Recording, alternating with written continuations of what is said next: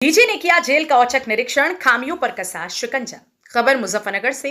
उत्तर प्रदेश की जेलों में सुधार को लेकर मुजफ्फरनगर जिला कारागार का निरीक्षण करने पहुंचे DG jail PV Rama Shastri.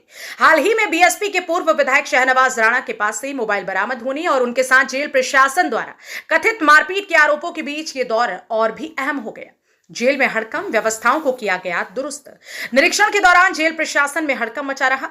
DG के दौरे से पहले ही जेल परिसर में साफ सफाई कराई गई और व्यवस्थाओं को सुधारने की कोशिश की गई।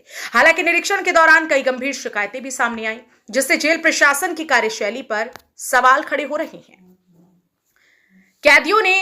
कैदियों के परिजनों ने उठाई गंभीर शिकायतें। शामली जिले के झिंझाना थाना क्षेत्र के जिजौला गांव की रहने वाली अनीशा ने डीजी जेल से शिकायत की है कि उसके देवर मुसव्वर को नशीले पदार्थों के मामले में जेल भेजा गया था, लेकिन जेल में गिनती कटवाने के लिए 21,000 रुपए की मांग की गई। जब वह रकम देकर लौटी तो उसके देवर को अचानक दौरा पड़ा और उसी दौरान उसकी जेब से पैसे चोरी हो गए। शिकायत करने के बावजूद जेल प्रशासन ने कोई कार्रवाई नहीं की। डीजी जेल ने इस मामले को गंभीरता से लिया और जांच के आदेश दिए।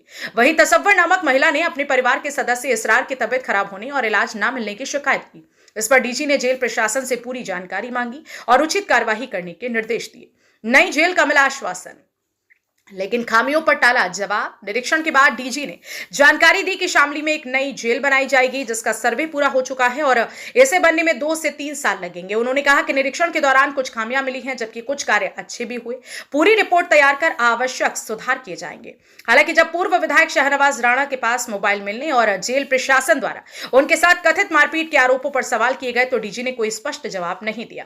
गिनती काटने के नाम पर हो रही उगाही के आरोपों पर भी वो बचते नजर आए। जेल प्रशासन पर उठे सवाल, सुधार की जरूरत।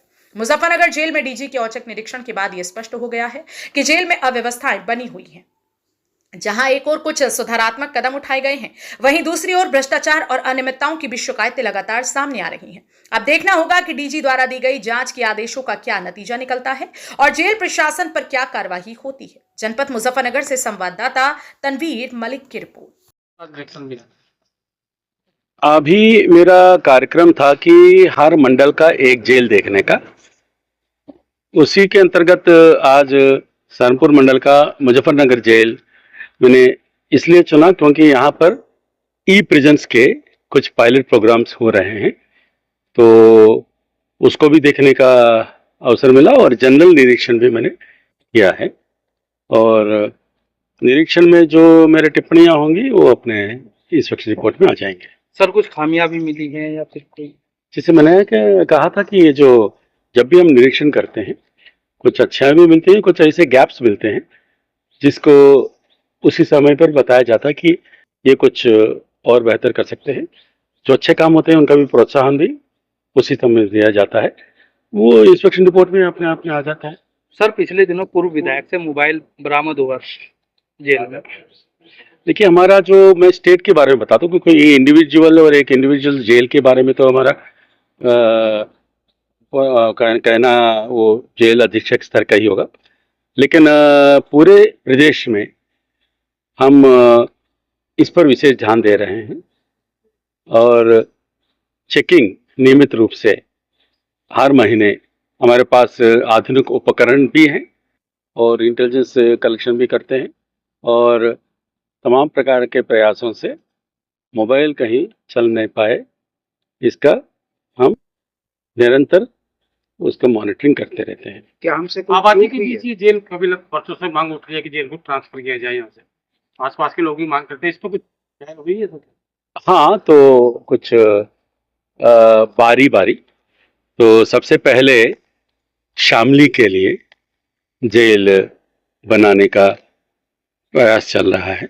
वहाँ पर जमीन भी लगभग हो गया ना, 90% से ज़्यादा जमीन संग्रहण का कार्य भी पूरा हो चुका है और इसके बाद अगले 2-3 साल में वहाँ पर जेल बन जाएगा। उससे यहाँ पर लोड कम हो जाएगा और ऐसे जो नए ज़िले जहाँ पर जेल नहीं है वहाँ पर जेल बनने के बाद और कहीं साथ साथ कुछ पुराने जेलों को भी शिफ्ट करने का भी लॉन्ग टर्म प्लान है।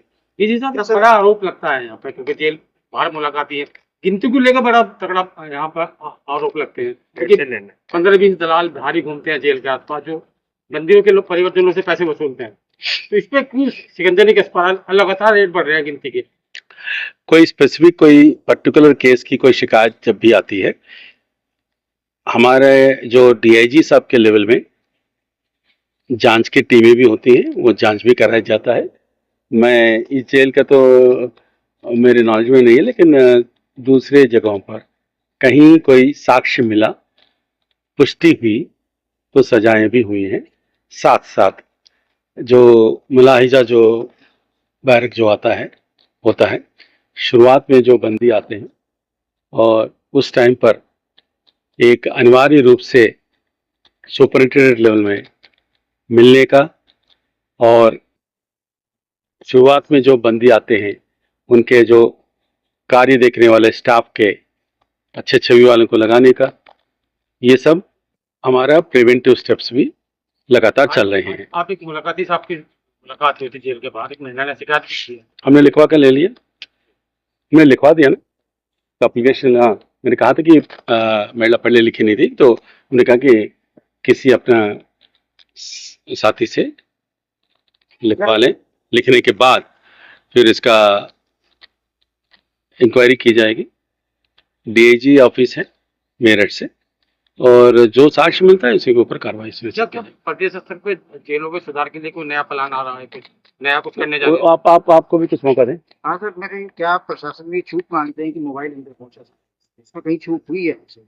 देखिए, कोई, मैंने कहा ना कि मैं तो एक ऑनगोइंग इन्वेस्टिगेशन भी चल रहा है इस पर। तो ऑनगोइंग इन्वेस्टिगेशन में जो कार्य होता है, जो इन्वेस्टिगेशन के बाद जो निष्कर्ष निकलता है, उसी के बाद कोई बताने के लिए सही रहता है, पहली बात। दूसरी बात, मैंने विस्तार से बताया था कि जनरली टोटली यूपी भर में किस किस किस्म के प्रयास हो रहे हैं, ये मैंने ऑलरेडी बता दिया।